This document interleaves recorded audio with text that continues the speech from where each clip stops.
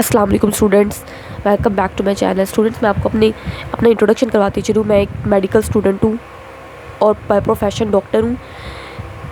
मैं आपको 9th class की बायोलॉजी इंशाल्लाह वर्ड टू वर्ड कंप्लीट करवाऊँगी। हर लाइन का वैसे तो मैं आपको इंग्लिश में पढ़ा सकती हूँ, लेकिन इंग्लिश में आपके लिए समझना मुश्किल होगा इस लेवल पे, जिस स्टेज पे आप हैं। तो इस स्टेज पे मैं आपको उर्दू में हर कॉन्सेप्ट को बहुत आसानी से समझाऊँगी, ताकि आप उसको अच्छे से समझ सकें और समझ के फिर उसको अच्छे से याद कर सकें।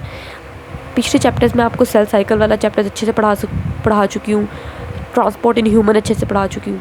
अब हम बायोएनर्जेटिक्स के बारे में पढ़ेंगे। बायोएनर्जेटिक्स क्या है? अच्छा, अब लेट्स स्टार्ट।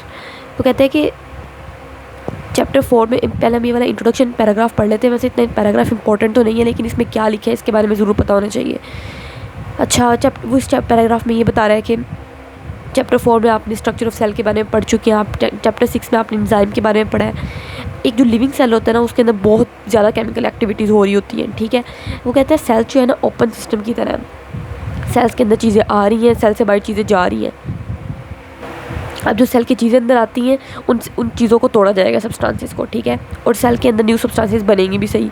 अब जो सब्सटेंसेस सेल के अंदर आ रही हैं, उनको तोड़ने के लिए भी एनर्जी चाहिए, फिर न्यू सब्सटेंसेस को बनाने के लिए भी एनर्जी चाहिए। तो एनर्जी तो हर प्रोसेस के लिए चाहिए, ठीक है। तो एनर्जी जो होती है वो आती कहाँ से, हम वो देखेंगे।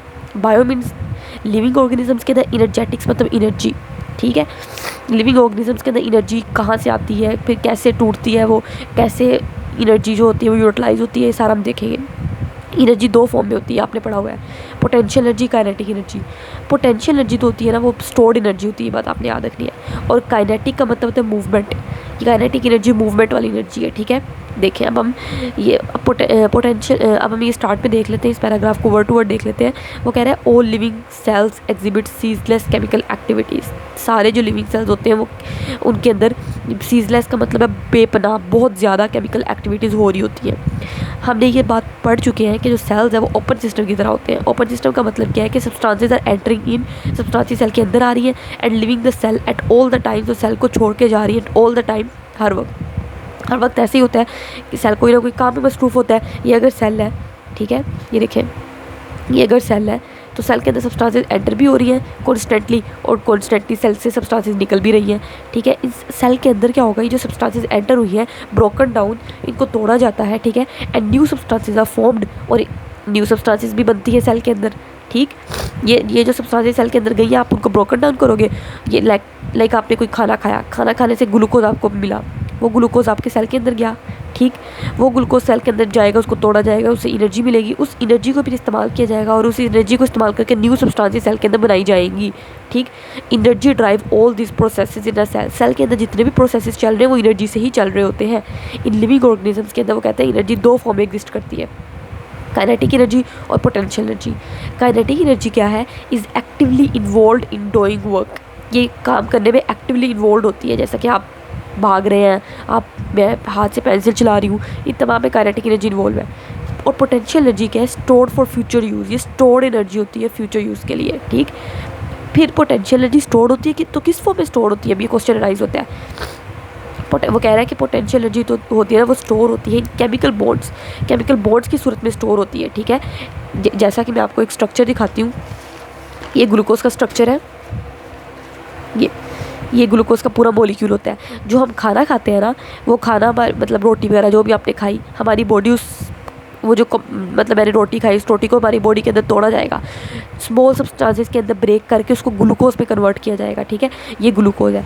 देखो ग्लूकोज का स्ट्रक्चर आपको नज़र आ रहा है। इसके स्ट्रक्चर के अंदर ये पिंक वाले ना बॉन्ड्स होते हैं। बॉन्ड्स क्या होते हैं, इन्हीं बॉन्ड्स के अंदर एनर्जी स्टोर हुई है।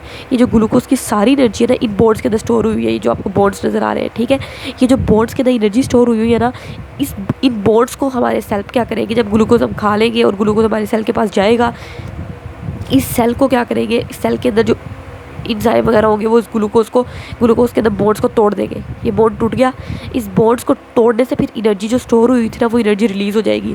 वो जो एनर्जी रिलीज़ होगी ना, फिर वो सेल को कहते हैं, उस एनर्जी को पकड़ के किसी और फॉर्म में कन्वर्ट कर लेता है, एटीपी की सूरत में कन्वर्ट कर लेता है उस एनर्जी को, ठीक है। और एटीपी हम आगे जाके पढ़ेंगे क्या होती है। मैं आपको अगर दिखाऊँ तो ये एटीपी का स्ट्रक्चर है, ठीक है। सेल क्या करेगा, जो एनर्जी रिलीज़ हुई है फूड से, जो मैंने खाना खाया था, खाने से जो एनर्जी रिलीज़ हुई है उस एनर्जी को ट्रैप कर लेगा, ठीक है, स्टोर कर लेगा एटीपी की सूरत में, इस एनर्जी की सूरत में। अब ये जो एटीपी है ना, इसमें एनर्जी वो हमने स्टोर कर ली, और जो बाकी एनर्जी रिलीज़ होगी ना उसको वो हीट एनर्जी की सूरत में कन्वर्ट हो जाती है और वो बॉडी का टेम्परेचर मेंटेन करने में अपना रोल प्ले करती है, ठीक है। ये देखिए आगे सारा ये लिखा हुआ है। वो कहते हैं potential energy stored in chemical bonds. Potential energy तो जो होती है वो स्टोर्ड एनर्जी है, किस में स्टोर है, केमिकल बॉन्ड्स की सूरत में स्टोर है, ठीक है।